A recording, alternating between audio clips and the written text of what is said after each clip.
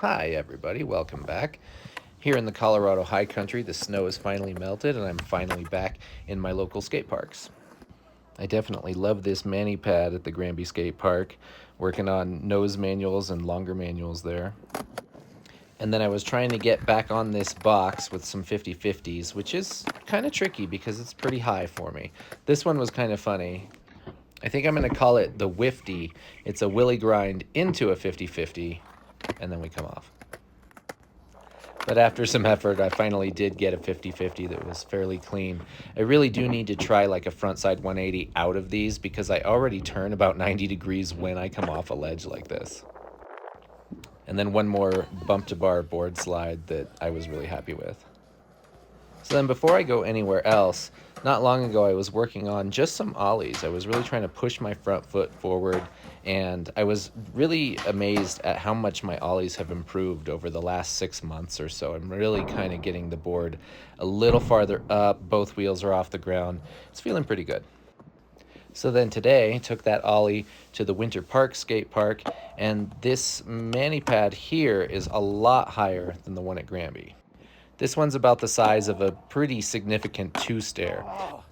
But I was able to ollie up and across and ollie off the other side without too much trouble, so I decided I was going to try to ollie up there and then 180 off.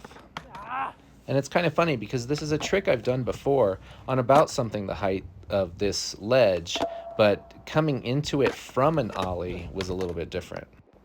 And I had a pretty good number of falls. I was really happy I was wearing my elbow pads. But something good that came out of these falls was that I was noticing that I was rolling out of my falls pretty well. I wouldn't make the ollie and clip my back wheels, and then of course I would fall forward. But I was falling in a way that I wasn't just sticking my arm straight out and getting a bunch of impact or slamming my elbow on the ground. So I want to back this up for just a second and break it down a little bit. So I clip and I start to fall, and of course I do stick my arm out, but as I put my hand down, my fingers are not facing forward. They're actually turned because what I'm going to do is roll out of this fall. My elbow then goes down, and then I'll tuck it in so that I keep rolling and roll all the way onto my back and beyond. So I wanted to share that observation just for other people out there that when you fall, try to roll. Don't try to just stop yourself or save yourself all the time. Just roll with it and see if you can continue that motion, and you'll probably avoid getting hurt a lot more. But I need to figure out how to not hurt myself when I fall on my butt like that. So that was some positive failure, but here comes the one that really got me.